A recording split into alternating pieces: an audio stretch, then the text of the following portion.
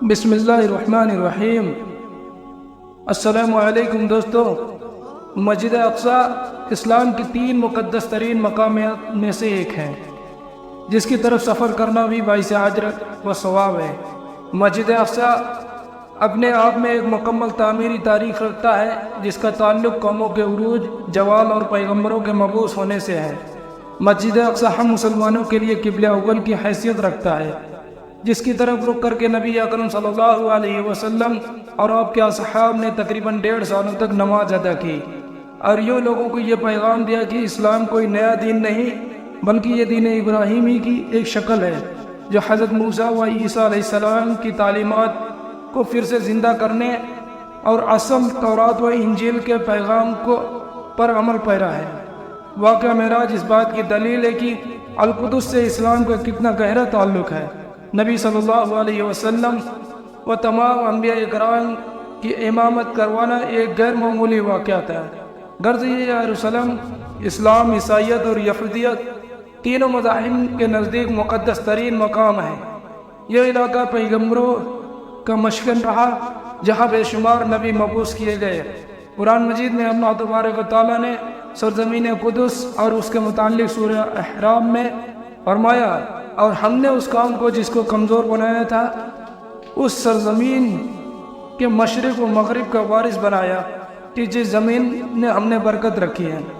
اسی طرح سورہ اسراء میں فرمایا، پاک ہے وہ ذات جو لے گئی اپنے بندوں کو ایک رات میں مسجد حرام سے مسجد اقصی تک، جس کے ارد گرد ہم نے برقرار رکھی ہے آیت جس کی برکت زمین کا ذکر ہے، وہ بیت المقدس اور اس کے گرد نواح کے علاقے۔ حدیث مبارک میں حضور صلی اللہ علیہ وسلم نے مسجد اقصی کی فضیلت بیان کیا ہے۔ لہذا حضرت ابو ذر غفاری رضی اللہ عنہ سے روایت ہے کہ انہوں نے نبی صلی اللہ علیہ وسلم سے پوچھا، اے اللہ کے رسول، اس روح زمین پر سب سے پہلے کون سی مسجد تعمیر کی گئی؟ آپ نے فرمایا مسجد حرام۔ انہوں نے پھر پوچھا، اس کے بعد کون سی مسجد تعمیر کی گئی؟ آپ نے فرمایا مسجد اقصی۔ حضرت ابو ذر نے کہا کہ دونوں کی تعمیر کے دوران کل کتنا وقفہ ہے؟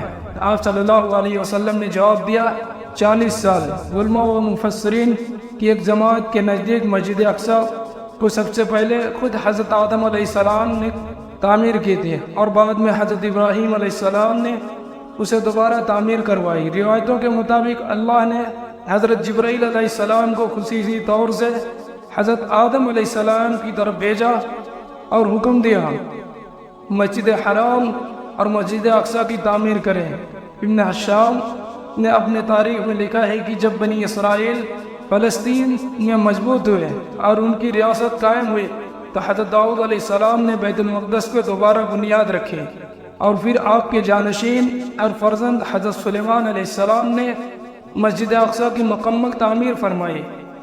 غرض یہ کہ حدیث اور تاریخ کی روایتوں سے یہ پتہ چلتا ہے کہ بیت المقدس کو کئی مرحلوں اور ادوار کے بار بار تعمیر کی، اس کی تصدیق کی پیغمبروں نے کیا مسجد اقصی کی مکمل تعمیر حضرت سلیمان علیہ السلام کے دور میں ہوئی، جس کی تائید نہ صرف اسلامی بلکہ اسرائیلی روایتوں سے بھی ملتی ہے۔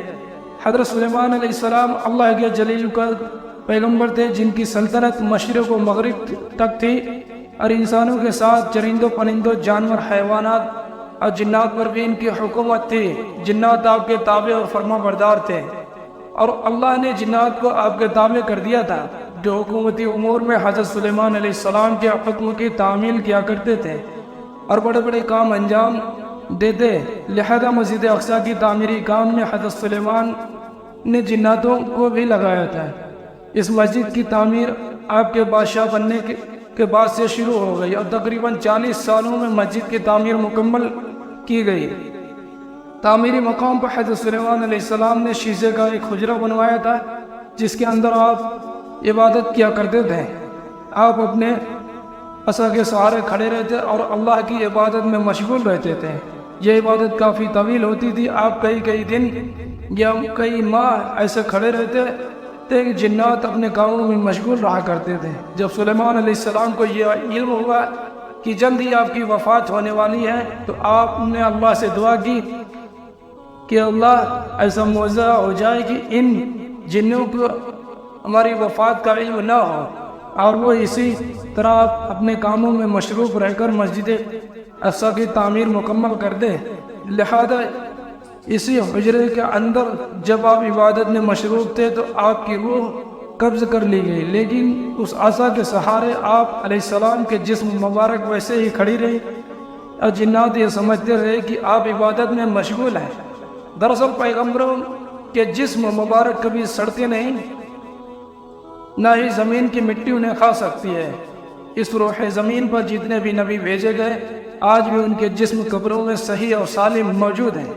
لہذا حضرت سلیمان علیہ السلام کی وفات کئی سالوں بعد جب اسی مقام پر عصا کے سہارے کھڑے رہے، آخرکار جب اس عصا میں دیمک کھانے لگی اور وہ لاٹھی کمزور ہو گئی تو آپ کے مبارک جسم زمین کی طرف جھکنے لگی، اور تب جناتوں کو یہ علم ہوا کہ حضرت سلیمان علیہ السلام کی وفات ہو چکی ہے۔ اس واقعے کو اللہ نے سورہ صفا میں یوں بیان فرمایا ہے کہ جب ہم نے ان پر موت کا حکم بھیجا تو جنوں کو ان کی موت کا علم نہ ہوا، مگر زمین کی دیمک ان کی عصا کھاتی رہی، اور جب سلیمان زمین پر آئے تو جنوں پر وہ حقیقت کھل گئی۔ اگر وہ غیب جانتے تو اس عذاب میں نہ ہوتے۔ میرے پیارے دوستوں، مزید ایسی ویڈیو دیکھنے کے لیے ہمارے چینل کو سبسکرائب کریں۔ ملتے ہیں پھر ایک نئے ویڈیو کے ساتھ، تب تک آپ اپنا خیال رکھیں۔ السلام علیکم ورحمۃ اللہ وبرکاتہ۔ اللہ حافظ۔